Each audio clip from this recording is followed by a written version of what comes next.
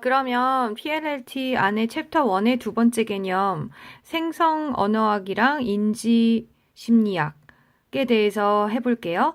여기서의 키워드는 언어 학습이라는 것이 testing hypothesis, 바로 가설을 테스팅하는 것이다 라고 나와 있어요. 그래서 1960년대에 이런 생성 변형 언어학이 이제 생겨나기 시작했어요. 그래서 노암 첨스키가 머릿속에서 어떤 일이 일어나고 있는가를 탐구하기 시작했고요. 그래서 여기 보시면은 simply in terms of observable stimuli and responses or volumes of raw data gathered by field linguists. 이제 더 이상 이런 것들은 가능하지 않게 되었다는 거죠.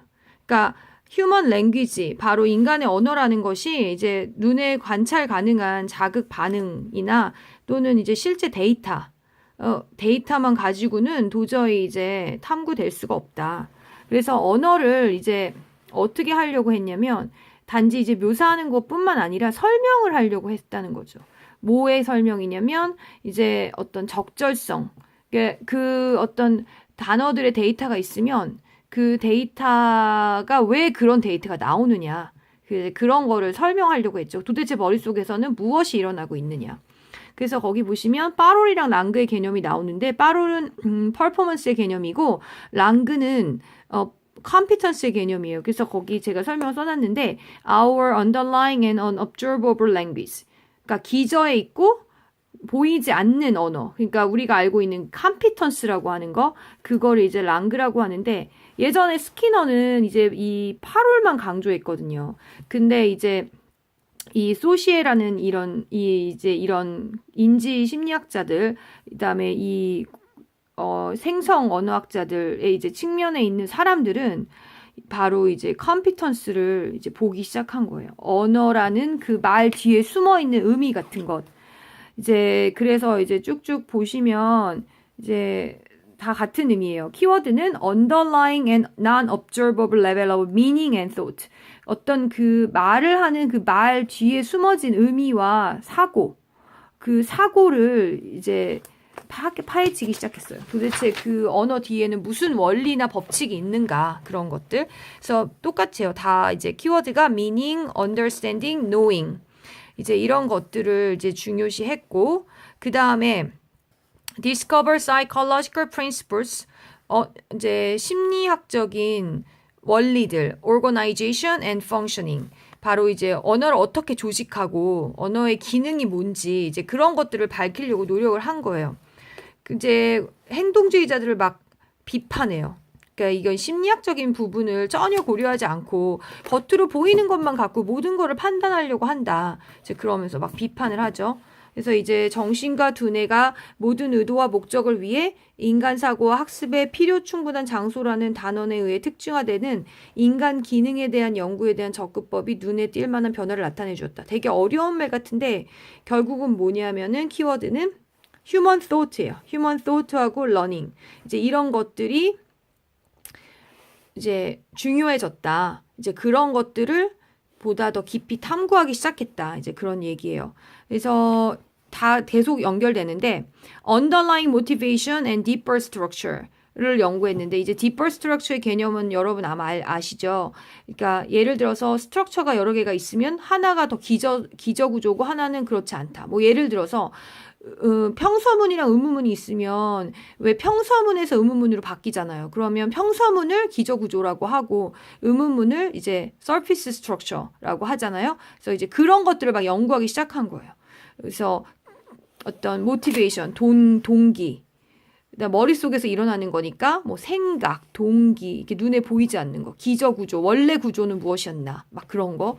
원래는 이런 구조였는데 우리가 이제 어떤 규칙에 의해서 이제 말을 할 때는 다른 뭐 의문문을 만들기도 하고 부정문을 만들기도 하고 그렇게 해서 문제를 만들어내는 거다. 이제 막 그런 원리들을 막 파헤치기 시작했어요. 그래서 이거는 rational approach라고 한대요. rational. 이게 이성적인 접근법이라고 이제 하면서 이제 얘기를 하는 거고 결국은 이제 logic, reason, extrapolation, inference 이런 것들을 이제 막 중요하게 키워드로 이제 이제 중요하게 보기 시작했고, 그다음에 계속 같은 말이 반복돼요. Beyond merely descriptive adequacy. 단지 이제 눈에 보이는 기술적인 적절성 이상의 것을, 그러니까 결국은 정신적인 거죠.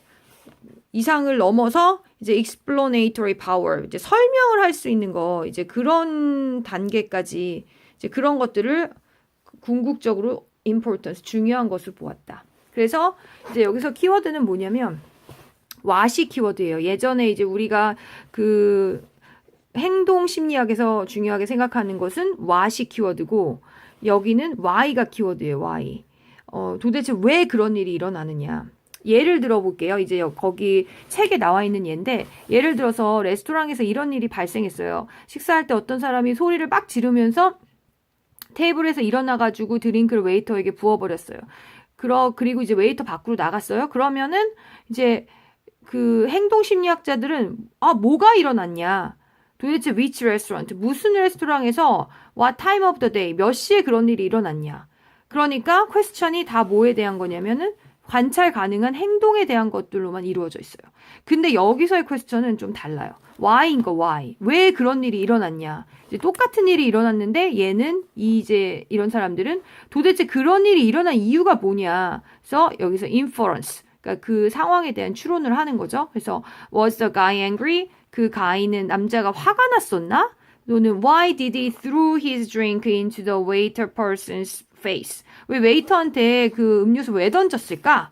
이제 이런 식으로 눈에 보이는 것 이상의 것을 막 탐구하기 시작한 거예요. 그래서 gain more profound insight into human behavior. 그러니까 인간의 행동에 대해서 보다 깊이 있는 통찰을 하기 시작한 게 이제 그 첫 번째 이제 구조적인 언어학자들 그리고 행동주의적 심리학자들과 다르게 여기 보시면은 generative linguist and cognitive psychologist 생성 언어학자와 그 다음에 인지적 심리학자들이 주장한 내용은 이제 인간의 그런 생각, 의미, 사고 그런 거에 초점을 두게 된 겁니다.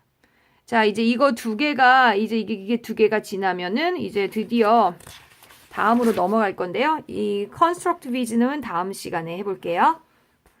바이.